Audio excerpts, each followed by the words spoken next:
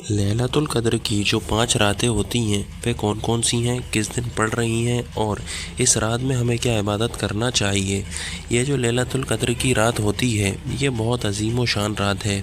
ऐसा समझ लें साल की सबसे कीमती रात है, तमाम रातों की सरदार है। इस रात की फजीलत में अल्लाह ताला ने कुरान में आयतें नाज़िल फरमाई हैं।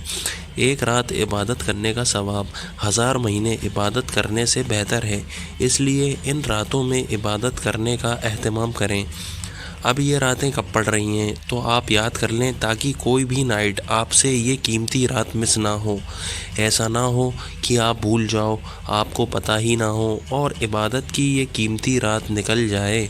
ये 5 रातों में से कोई भी रात लैलतुल क़द्र की हो सकती है। ऐसा नहीं है कि 21वीं होगी, ऐसा नहीं है कि 25वीं होगी, ऐसा नहीं है कि 27वीं होगी।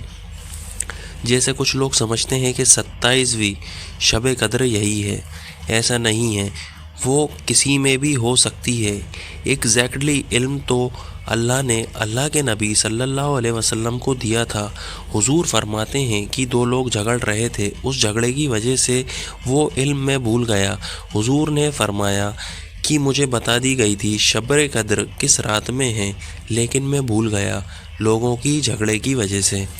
अब 5 रातों में इनको तलाश करो। वो 5 रातें कौन कौन सी हैं? 21वीं शब, 23वीं शब, 25वीं शब, 27वीं शब और 29वीं। 5 रातें 2024 में लैलतुल क़द्र की ये 5 रातें कब पड़ रही हैं? एक तो गुज़र गई इतवार को 31 तारीख तीसरा महीना 2024 को। अब जो दूसरी शब है वो है मंगल को 2 तारीख चौथा महीना। फिर तीसरी शब है जुमेरात को 4 तारीख चौथा महीना। चौथी शब है शनिचर को 6 तारीख चौथा महीना। 5वीं शब है सोमवार को 8 तारीख चौथा महीना। ठीक है, तो इतवार की तो गुजर गई, मंगल जुमेरात शनिचर और सोमवार, ये लैलतुल क़द्र की 4 रातें बची हैं। इनमें भाई ज़रा एहतमाम से इबादत कर लो, मुझे भी अपनी दुआओं में याद रखो। अब सवाल ये आता है कि इन रातों में क्या इबादत करें। तो देखिए, इबादत करने का कोई ख़ास तरीक़ा या कोई ख़ास इबादत शरीयत ने इन रातों की नहीं बताई है। कोई भी ख़ास इबादत शब क़द्र की नहीं है, ना कोई ख़ास नमाज है, ना कोई ख़ास वजीफ़ा है। इबादत के जितने भी काम हैं आँख बंद करके आप करो। आपका मन कुरान पढ़ने का ज़्यादा कर रहा है, कुरान पढ़ो। आपका मन नमाज़ पढ़ने का ज़्यादा कर रहा है, नमाज़ें पढ़ो। ज़िक्र करने का ज़्यादा कर रहा है, ज़िक्र करो। दुआ करने का ज़्यादा कर रहा है, दुआ करो।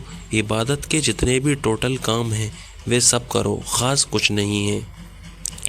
एक सवाल ये भी मन में आता है, क्या पूरी रात इबादत करना ज़रूरी है? तो भाई पूरी रात इबादत करना ज़रूरी नहीं है, आप अपनी ताकत के हिसाब से कर लो। पहली बात तो याद रखो कि जो जितना ज़्यादा करता है अल्लाह उसको ज़्यादा देगा। अच्छा, ख़वातीन जो है जो नापाकी की हालत में वे कैसे इबादत करें? तो देखो, नापाकी की हालत में कुरान पढ़ना मना है, रोज़े रखना मना है। इसके अलावा आप वजू करने के बाद ज़िक्र आकार कीजिए और खूब अल्लाह से दुआएं मांगिए, क्योंकि नापाकी की हालत में दुआएं मांगना जायज़ है। दरूद शरीफ पढ़िए, इस्तिग़फ़ार पढ़िए और रमज़ान के आखिरी अशरे की दुआएं पढ़िए। अल्लाह से खूब दुआएं मांगिए, तस्बीह फ़ातिमा पढ़िए, कलमा तैयबा पढ़िए। तो जितने भी ज़िक्र आकार की लाइन से चीज़ें वो सब पढ़िए आप। हाँ, कुरान नहीं पढ़ सकती और नमाज नहीं पढ़ सकती और रोज़ा नहीं रख सकती, तो आप नमाज और कुरान को छोड़कर जितने भी इबादत के काम हैं वे सब कर सकती हैं। तो लैलतुल क़द्र की रात में आप ये इबादत कीजिए, ठीक है। तो मुझे उम्मीद है कि ये सारे मसाइल आपको अच्छे तरीके से समझ आ गए होंगे।